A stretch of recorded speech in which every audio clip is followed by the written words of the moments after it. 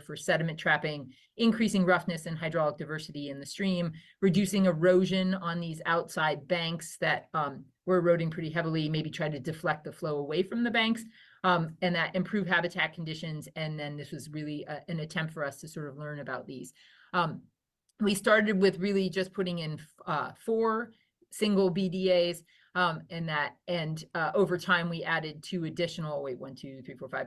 Well, we lost one of them, and then came back and tried to add in some additional ones to have them act more in series. We had as you can see from the before BDAs in the left picture here, and then we have some of my students helping to build them. You can see that they have in the after BDA photo here that we've definitely spread out the flow. We've moved the flow around and created more flow diversity. We're pulling some water away from these outside banks, which were eroding into the landowner's property that he didn't really like, and the like. So we've created some habitat improvement here, and some flow diversity. In the end, this particular location wasn't very good for creating a true pond that would create sediment, but also too, this channel substrate material in California Creek here is basalt, and like big basalt rocks and the like. And it was actually really hard to get the posts pounded in such that they would be stable. So channel substrate material can be really important to BDA stability and making sure that those posts can stay in place and they're in there pretty solid, and not like sort of wiggling around and can pop out. And so we were running into some problems with being able to keep the posts stable. And this probably wasn't the best site to put them in, but we had landowner buy-in for it to allow us to do it. And then also we thought, well, let's give it a shot and see what we can learn, because overall they're pretty cheap to install. And then we're using my students in that we could sort of monitor what was happening and that. So in the end, we learned a lot from these, and they did create some good ponding and flow diversity and habitat improvement in that. And we learned some more. Also, the 2 big takeaways on this is having good substrate material to make sure the posts can stay stable and the structure can stay stable. And then also the more BDAs, the better in that. So the more in sequence, the more in series, and the like, and the more that you can use, it can help take, if you put more in, it takes the stress off of a single structure, right? So it can reduce the energy related to that. So those were the sort of the big takeaways we learned from that. So then we went to Rattler Run Creek, which was the image before that I showed as well, and that, which is also a straightened and incised channel that really has downcut, lowered the water table.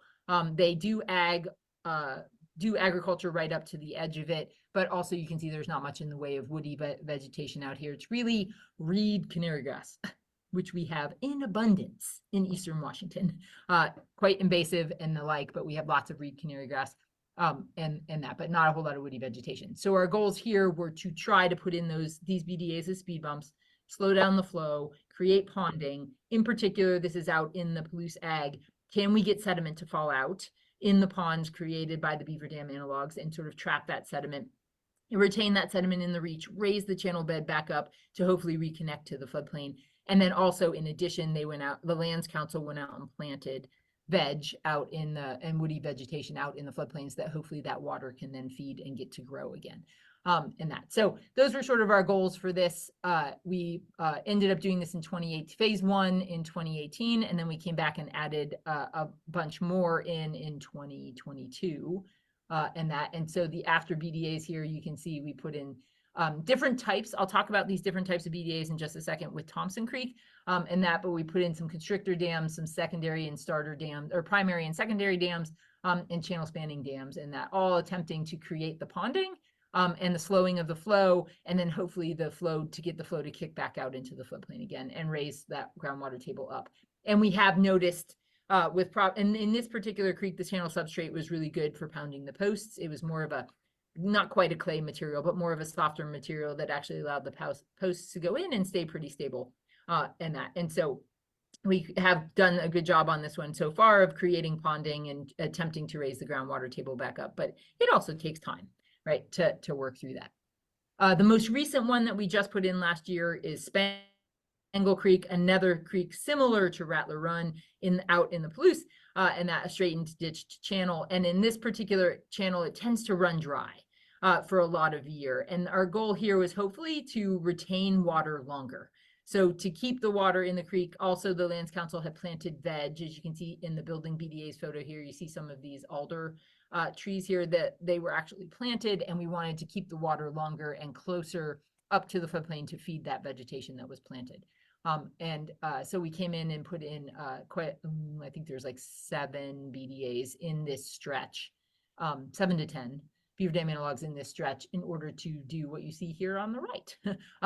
So create the ponding to feed that vegetation longer, to sort of retain it and slow down the residence time as it moves downstream.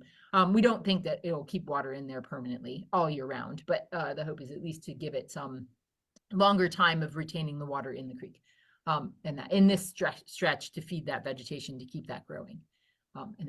Okay, so the big one we've been doing, and the one that I've been diving the most deeply in with monitoring the effectiveness, is Thompson Creek. And this is, once again, just outside of Spokane, Washington. It's almost near the Idaho border in that, but just northeast of Spokane. And you can see in the image here, there's Newman Lake, which is up here in the upper left of the photo. And Newman Lake has a TMDL for total phosphorus. And Thompson Creek has what is the only actual surface water source into the lake. And it actually was straightened and essentially ditched and straightened in order to use the floodplains for pasture as well as some ag a while ago. That no longer is being used. So this whole downstream reach going into Newman Lake of Thompson Creek is no longer being used for ag or for pasture. And so the landowner has been more than willing to allow us to go in and try to reclaim that.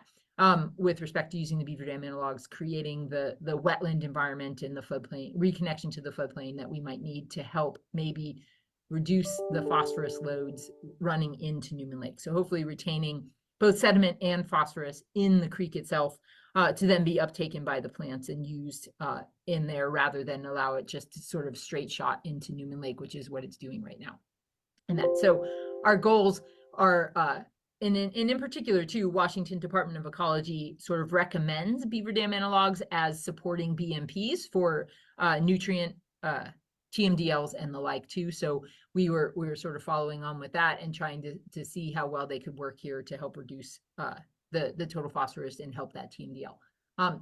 Our goal, too, is reduce velocities and promote ponding, increasing roughness and hydraulic diversity, floodplain reconnection, right? And then also maybe improve the habitat characteristics for the macros and the fish, right? So we first phase, and actually what's in there now, is we designed 18 beaver dam analogs of different types, which I'll show you in a second, to go through this to be added to this roughly 1,500 foot long reach.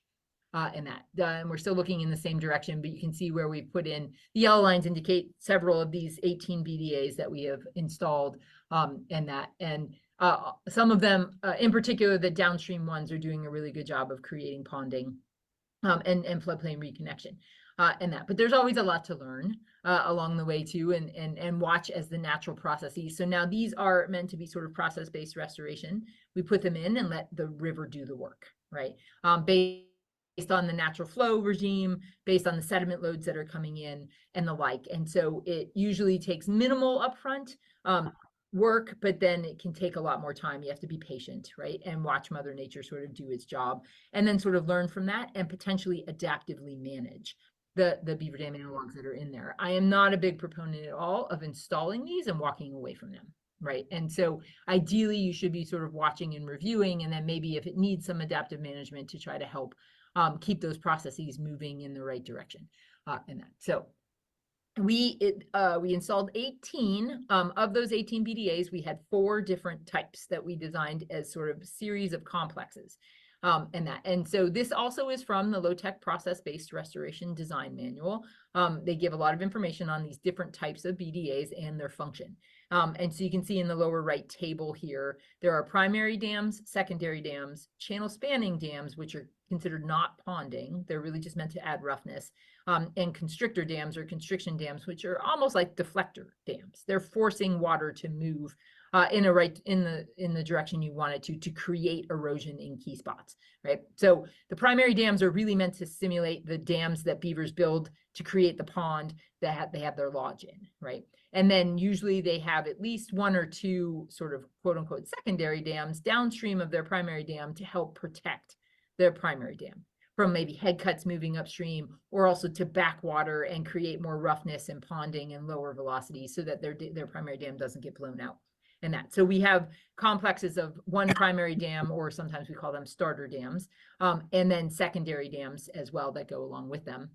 And then we've added in strategic spots channel spanning dams, which are, so first off, just step back. The primary and secondary dams are meant to be sealed so that they actually create ponds right upstream of them. The channel spanning dam is essentially weaved, but not sealed. It's meant really just to provide roughness, right? And slow the flow down between maybe the starter dam complexes and the like, right? So it just adds in key locations where maybe velocities are high and the like, that you can add in these channel spanning to help sort of increase the roughness and maybe create some flow diversity and widening and the like in those areas. And then constrictor dams, as you can see in the drawn image here, they are actually meant to force flow, and in the image here you can see force flow into the outer bank so that it creates erosion and sediment inputs, which then that sediment comes into the channel, gets carried downstream, and then hopefully retained behind the next downstream starter dam. So we would put constrictor dams upstream of starter dams so that when it creates the erosion to increase the channel widening, as well as to maybe promote sinuosity, that sediment can get trapped and behind the next downstream starter dam to help also grade the channel bed back up to reconnect to the floodplain. So they're sort of strategically placed in locations as well.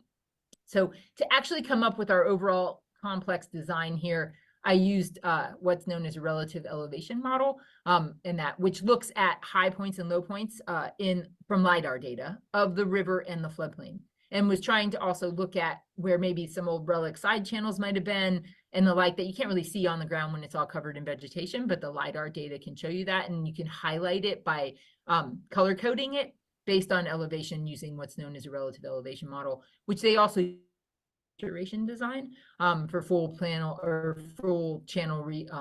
floodplain reconnection and that. But anyway, it helped highlight areas of potentially, ooh, there used to be an old side channel here. And so we would put a constrictor dam in a location that maybe would kick that flow out into that relic side channel in that. So trying to use that kind of information to help sort of locate where some of these different structure types should go in that. But you can see that the different structure types have different objectives and functions, and really based on your overall goals and objectives for the project, you would choose these different ones and also put them in series and change a variety of the complex along the way, right? So 18 of them, we have 3 starter dams with secondary dams with it. So 3 complexes of a starter dam and 2 secondary dams, a variety of the channel spanning dams mixed in between. And then we had 3 constrictor dams that were put into this reach as well. And once again, our ultimate goal on this reach was to create some ponding to get sediment aggradation and also the nutrients or the total phosphorus, also to be more retained within the reach. And that, so to create more of a wetland ponded environment rather than the current high-speed highway that it is in that. So these are some results so far that we've gotten. Now, we built them in November 2021 in that. So we put them in the ground in November 2021. I will say that it was super cold and the water was very cold at the time, and it was really hard to seal the starter dams, to get in there physically, because it is usually physical labor, right? You are in there and trying to pack them and seal them with mud. The water was really bitterly cold, and so we found it very challenging to get the starter dam sealed at that time. And the hope was that we would come back the next summer, but we get our big spring freshet that happens from the snowmelt runoff and the like. And so we had a lot of erosion that happened right off the bat because we didn't get the sealing that we wanted. We also have an issue out here of, well, it's not really an issue, but it happens. The middle picture there, you can see the ice layer. We get ice that forms over essentially puts a lid on the creek in the winter, and the water is still going under and flowing under that ice lid. But when it runs into the BDA structure, if it has that ice lid on top, it can't go over the structure. So it's looking for another way to get around, and it's been tending to scour underneath. So under the weave material and that. Now the posts are pounded.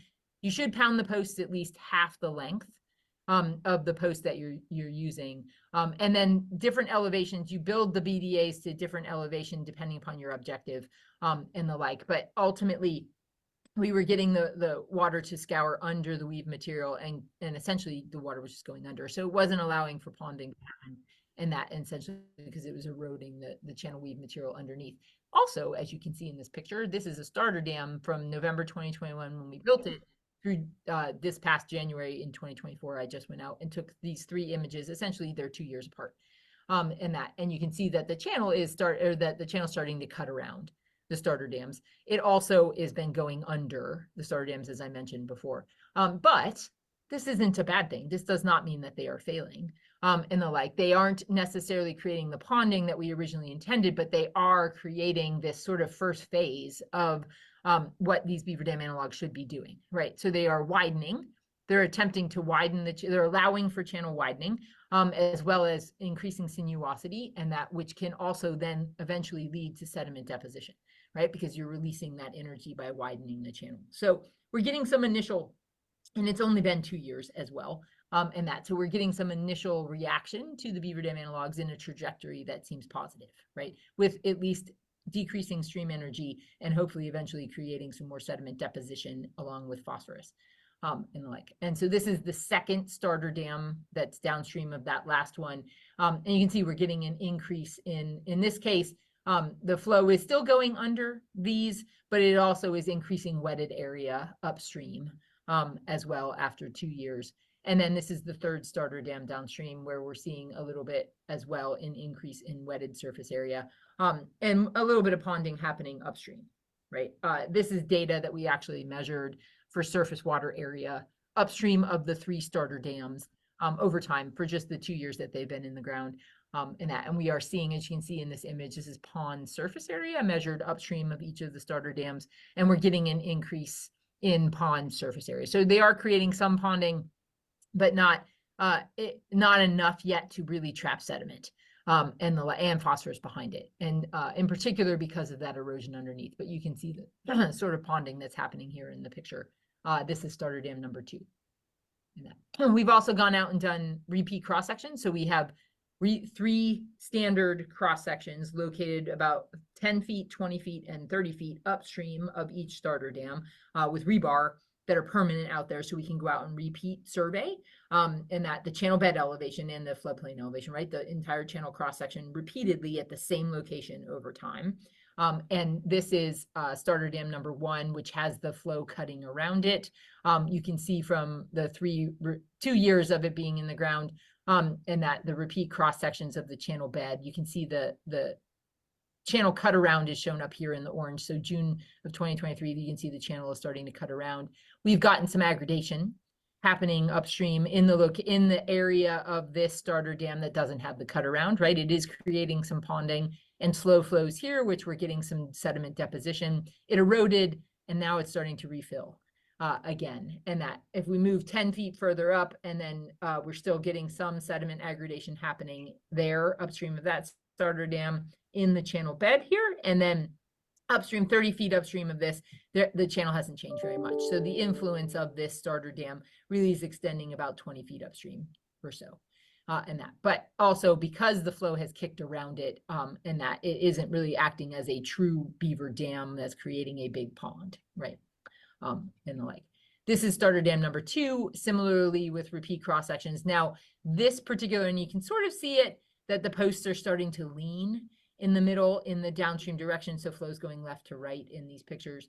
And that this one in particular was getting that scour under the ice phenomena. And you can see it's sort of starting to undermine this beaver dam a little bit, the posts with their embedment and that. So what we attempted to do was to try to seal up that hole. We ended up excavating. So this change in channel cross section for the orange, we went out and sort of dug out some of the channel bank here, which was to act as fill material to try to seal up that, or fill in the scour hole that happened underneath, and maybe attempt to seal up some of the dam. So some of this was adaptive management. These changes in cross section that you see was our own adaptive management to try to create more stability for the structure, but also to maybe seal it up again too.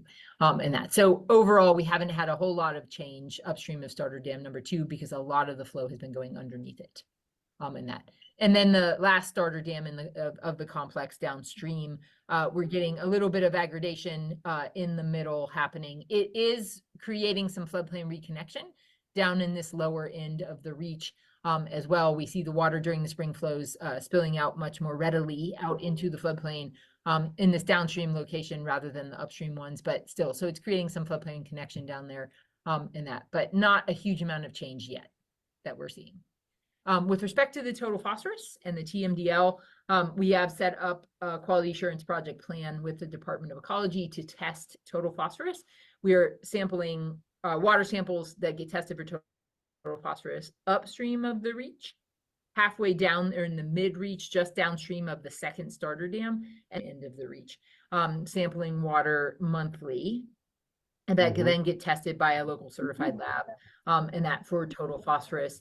And what you see in these images here are the upstream, mid-reach, and downstream sample every month.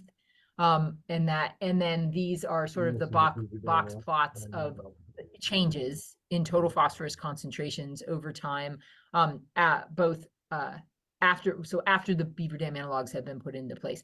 And the idea is that we're hoping to see essentially the upstream sample have higher total phosphorus than the midstream and the downstream one, right? So we want to see a reduction in total phosphorus in the downstream direction.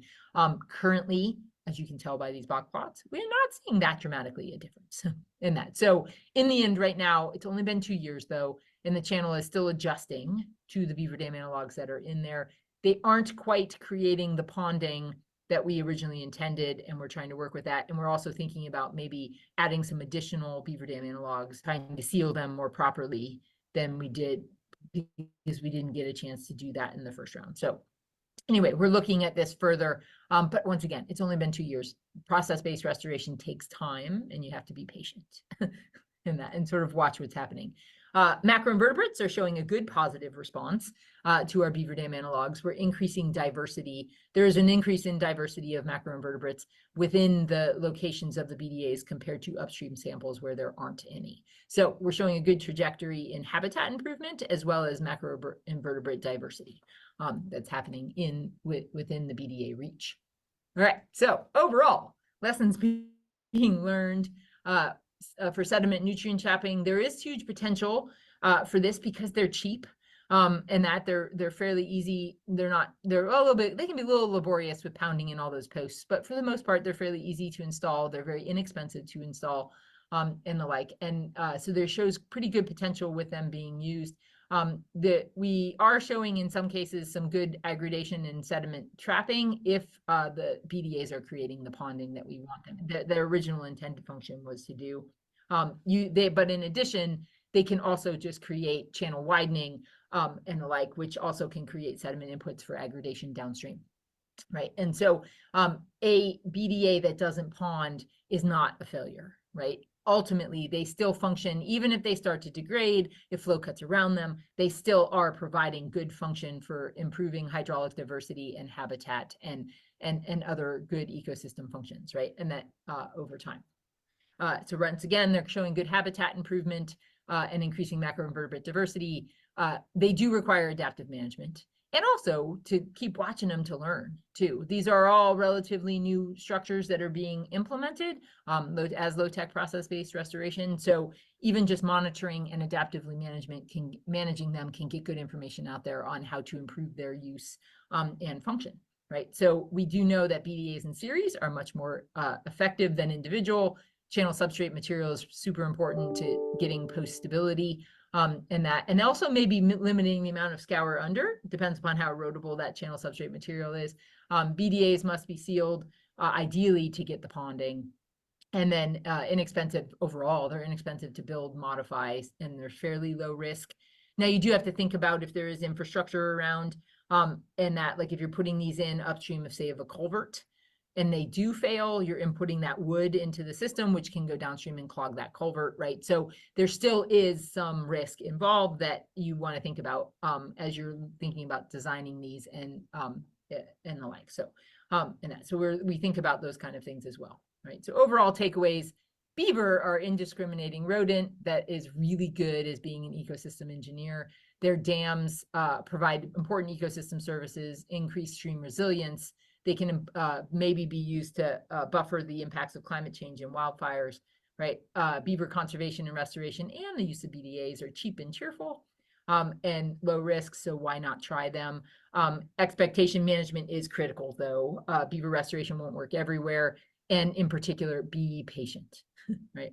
Process-based restoration can take time. And so you just have to sort of give the channel the opportunity to help restore itself, right? So remove the impacts, give it some chance to start, and then let it sort of take over. And so with that, there's beaver dam analogs in Eastern Washington. Well, thank you very much, Sue. Hey, I have a question with you related to kind of phosphorus reduction. Are there any things that you're thinking about from a process-based design that you're concerned about? Hey, this may be a way that we may not get the reduction that we think we would out of beaver dam analogs that hasn't been accounted for, or kind of what are your concerns related to nutrient reduction? The idea of, hey, sorbed phosphorus will deposit behind these structures seem to make a lot of sense. Is there anything else that you guys are trying to think about right now? Yeah, I mean, for the most part, that's what our goal is we're trying to get that phosphorus to be retained in the ponds upstream that hopefully then can be used by the vegetation, right? Rather than having it just be transported downstream. And also, even if the dam sort of fails and releases that phosphorus, that the goal is that even if the rest downstream, right? If the river environment is such that it isn't a high-speed highway, right? That nutrient can maybe deposit downstream and be used by the vegetation there. But that process is important, and right now, right, we're learning, but once again, we've only had them in the ground for 2 years. So, but is that ponding process is really what's important.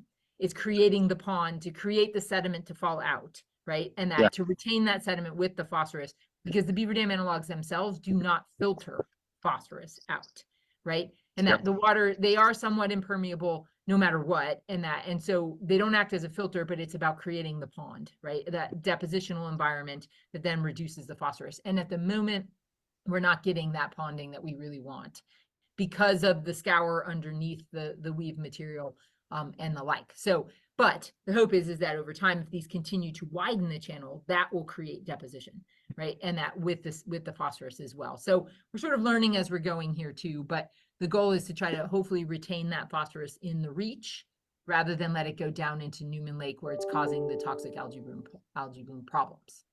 Did that help? Yeah, that helps. Yeah. Final question I have a bunch more, but I probably won't list them now. I might ask you later. But we're seeing a lot of people get excited about beaver dam analogs, but we're also seeing them starting to get applied in places where there's just not wood nearby. Has there been a thought in the community of how to get the same effects for beaver dam analogs, or what to call these things, or is it okay to do a beaver dam analog when we're not using wood material, when we're using something other like hay bales, if hay bales are available, or, so has there been any thought of what it looks like when wood just isn't available? To build them, you mean? Yeah.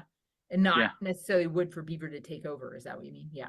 So, yeah, I mean, if they can simulate the process of beaver dam, they can be, because you can even build them like out of postless structures where it is just like a bunch of wood piled up and the like. There's also post-assisted log structures, but it is possible, I think, to build them out of hay bales and the like, but I would wonder about their stability and degradation over time. It just depends upon what your goal is, I suppose, and how long you wish them to sort of remain in the stream doing what they need to do.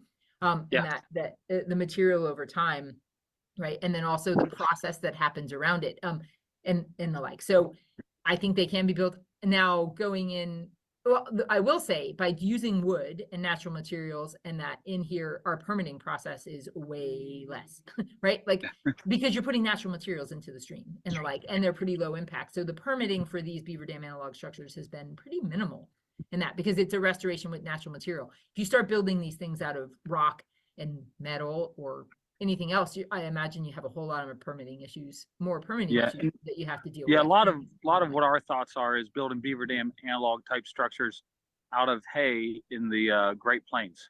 So places where we don't have the wood using kind of the grasses as the natural thing. And I would say with that though, I mean, they're gonna probably erode faster over time, right? So and not be as stable in long term. But that may not be a bad thing, because even if they are eroding, it's just natural hay material that's going into the stream. So, and the like. So I think it just depends upon your objectives and your time frame and the like as to what you're doing. I would Well, hey, I lean more really on that, appreciate your the time, natural Sue. side than non-natural side to build these. Yeah. Yeah. Well, I really appreciate your time. Sure. And I imagine we'll probably have some questions because we'll stop the recording now. And All right, so who's still on the line here? Okay, so I think Josh was leading today, but he said he had to leave early. So if anybody has any other questions they want to add to that, they can. What I really got out of there is that phosphorus reduction hasn't been verified for these BDAs in process. It seems like it should give phosphorus reduction, but they haven't been able to verify that yet with any research. And that the concept is the more BDAs, the better from a process standpoint, but that doesn't always work from a regulatory standpoint. So is there anybody else that wants to add anything to this today before we move on to discussion on the stream restoration curriculum from last week? Hey, Dave, it's Billy. The other thing is obviously short term with these, not a lot of research on vegetation transition. She talks about reed canary grass and they're planting willows and stuff. It's very difficult once you have reed canary grass established to get willows to get riparian tree shrub species on top of them. It takes a lot. You really have to spend time treating the reed canary grass. So, it'd be interesting. It needs to be some research done on if the goal is to improve riparian, which a lot of places it is, to improve riparian connectivity, improve riparian wetlands. Out here, we're seeing tremendous expansion of reed canary grass, as you know. And so it's going to be interesting to see from a research perspective, the success of being able to transition to healthy riparian canopies, if that's the goal. So that's going to take time. Yeah, a lot of monitoring and take time for sure.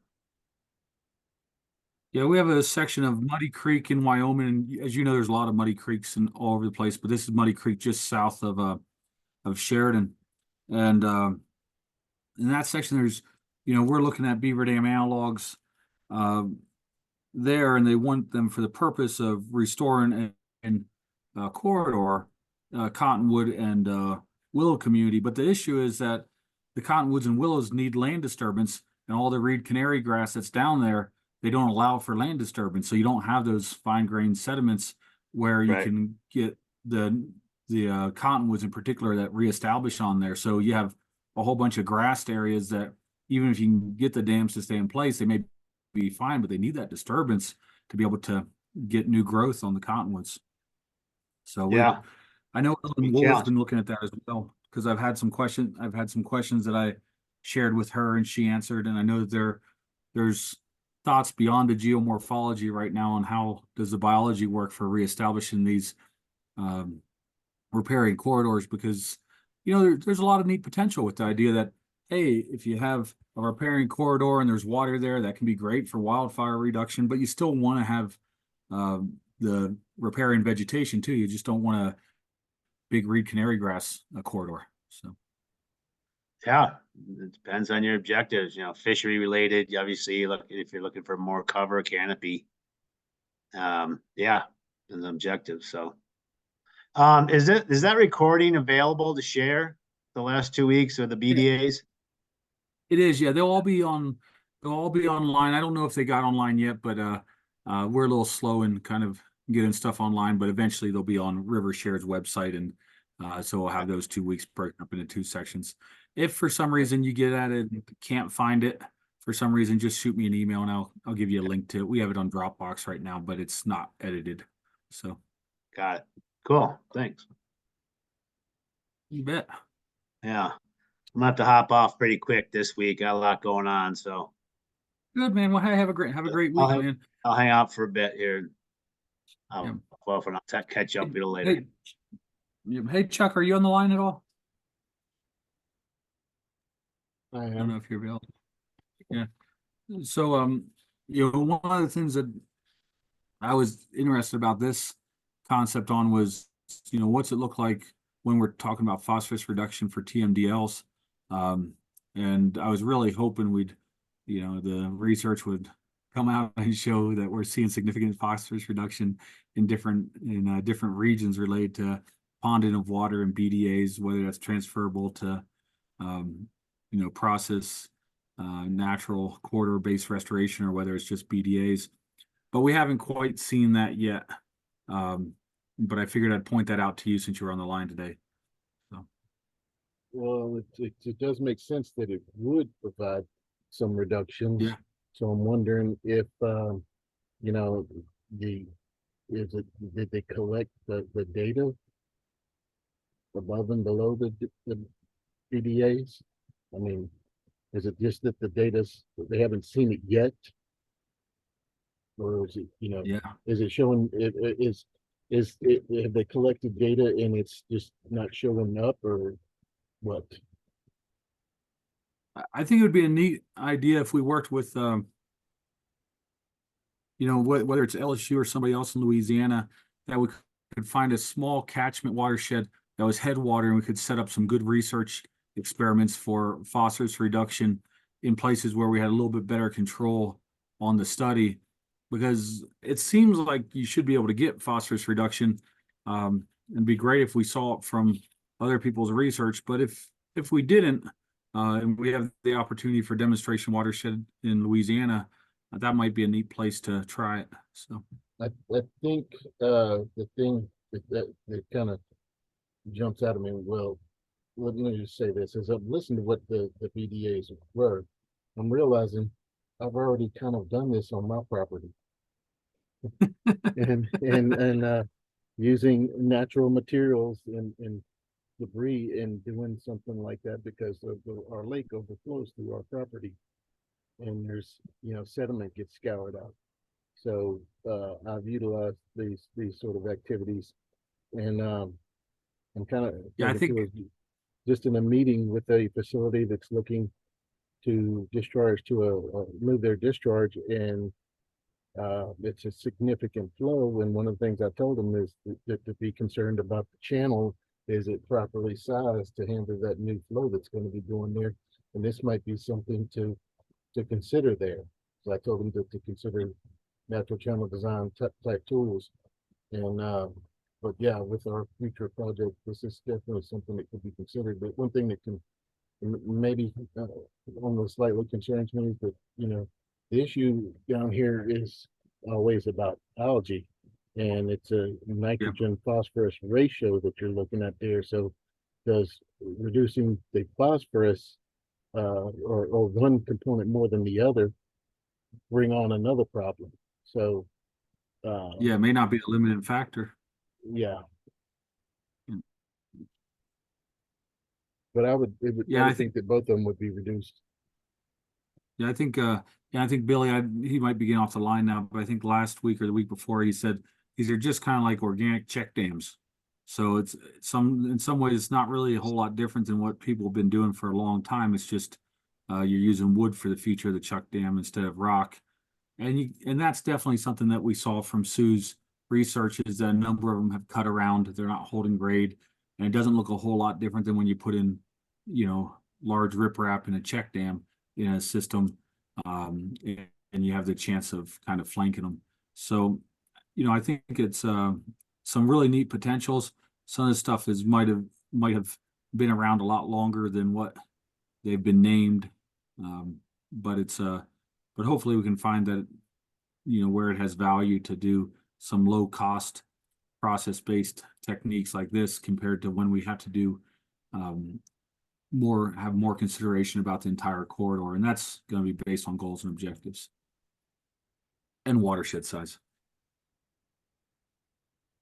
All right, well, let's move on to discussing, unless anybody else has anything else they want to add this week on Beaver Dam analogs, and we'll move on to the idea of opportunities to move the stream restoration K through 12 curriculum forward in the industry. All right. So last week we had Eric Crumwell came on, and he's with Baltimore County Schools, and he came on talking about a stream engineering curriculum that he's creating for Baltimore County Schools, but he's trying to get it into a national an opportunity to be able to share this curriculum nationally with different schools. And he was doing anywhere from kindergartners to 10th grade students on how things related to stream restoration. And Wade Burcham, who had just had to come get off the line, it looks like Wade Burcham and a teacher, vocational teacher down in Daphne, and Eric Crumwell and myself had put together a curriculum for 3 weeks on stream engineering in Daphne, Alabama.